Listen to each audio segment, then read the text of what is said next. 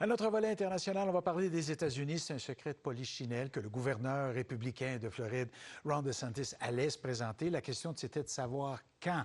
Alors, on le sait, mais là, maintenant, ce qui surgit, c'est de savoir comment il va annoncer tout ça. Bien, il va le faire sur Twitter dans le contexte d'un échange avec Elon Musk, le propriétaire, le grand patron de ce réseau-là. Vous voyez qu'il y a déjà beaucoup de questions juste dans la forme, même pas sur le fond. Antoine Yoshinaka est professeur de sciences politiques à l'Université de New York à Buffalo. On va pouvoir en parler avec vous. Bonjour, M. Yoshinaka. Bonjour, M. Alors, Masson. alors, décrivez-moi un peu, j'avais envie de commencer. Il y a beaucoup de pourquoi ce matin dans ma liste de questions. Pourquoi faire une annonce comme celle-là à 18 heures sur un réseau qu'on connaît beaucoup, nous, les journalistes, et peut-être vous également, les profs de sciences politiques, mais que ce n'est pas un réseau grand public. Dans une conversation avec Elon Musk, vous voyez, là, on empile toutes les choses un peu disparates, il me semble.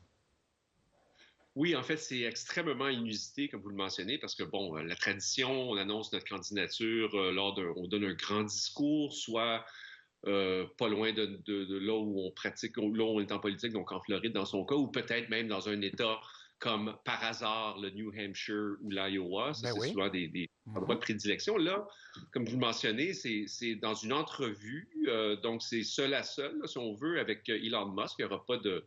C'est pas devant une audience. Et ce qui est inusité aussi, c'est que c'est même pas à la télévision, là. Donc, pour pouvoir écouter ça en direct, c'est vraiment une niche dans la population qui va savoir où aller sur Twitter et tout ça. Bon, donc c'est inusité. C'est pas la première fois que ça se fait, disons, de manière un peu informelle comme ça. Je me souviens, moi, donc, du moins de mon vivant, de John McCain, d'en souvenir, quand il s'était présenté en 2007. Il avait annoncé ça. C'était une annonce informelle. C'était pas l'annonce le début de sa campagne officielle, mais informellement, il l'avait annoncé à l'antenne de CBS lors d'une entrevue avec nul autre que David Letterman.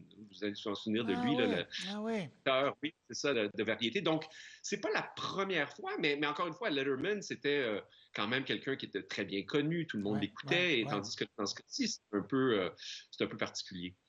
Puis c'est Bill Clinton qui avait joué du saxophone avant lui.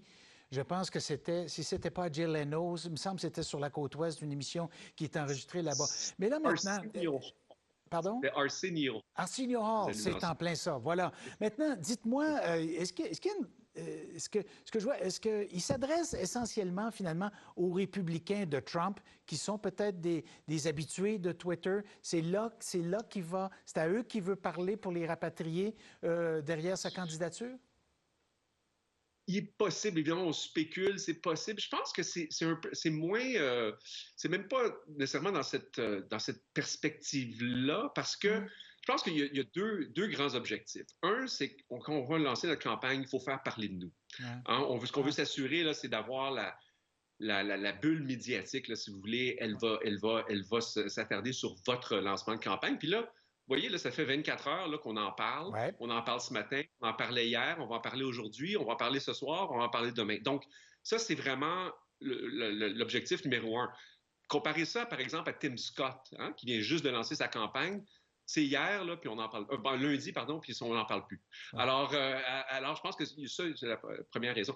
La deuxième raison aussi, il ne faut pas oublier que Elon Musk, c'est probablement la personne la plus connue qui appuie déjà Ron DeSantis et qui le fait depuis des mois. Hein. Il faut remonter, je pense, à juin dernier.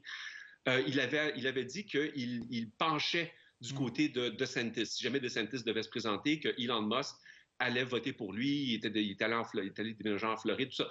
Et là, en novembre, il a dit officiellement, je vais appuyer Ron DeSantis. Donc, il y a peut-être un petit peu si on veut, du côté de DeSantis, on veut lui rendre un peu la monnaie de sa pièce, là, donc pour le remercier, si on veut, de ce genre d'appui, parce qu'Elon Musk, c'est quand même une personne très connue, un très grand nombre de fans.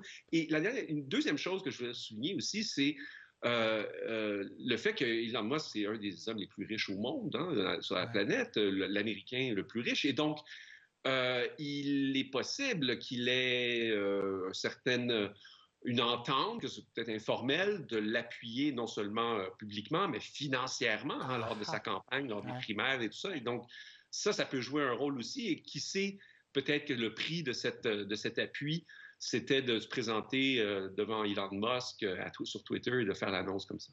Ouais, en tout cas, ça va tout bouleverser parce que on pense qu'il va ramasser 200 millions de dollars pour faire campagne dans les États où il y a des primaires et des caucus. DeSantis, ça donne une idée de la campagne qui s'annonce, là.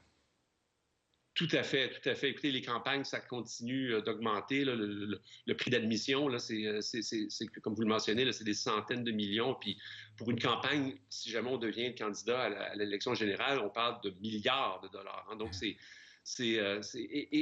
ça, de ce côté-là, je dois dire que DeSantis, parmi tous les candidats républicains, incluant Trump, c'est celui qui réussit à ramasser le plus de fonds jusqu'à présent. Les grands donateurs du parti ne veulent pas vraiment, espèrent qu'il y ait une solution de rechange à Trump et DeSantis, évidemment, espère être cette solution de rechange-là. Donc, il réussit à amasser quand même pas mal de fonds et là, il va commencer à vraiment pouvoir les dépenser une fois qu'il est candidat. Mais j'aime votre expression, le prix d'admission à l'investiture républicaine. Bon, ben voilà, M. Yoshida, merci beaucoup d'avoir participé à l'émission. Au plaisir. Au revoir. Au revoir.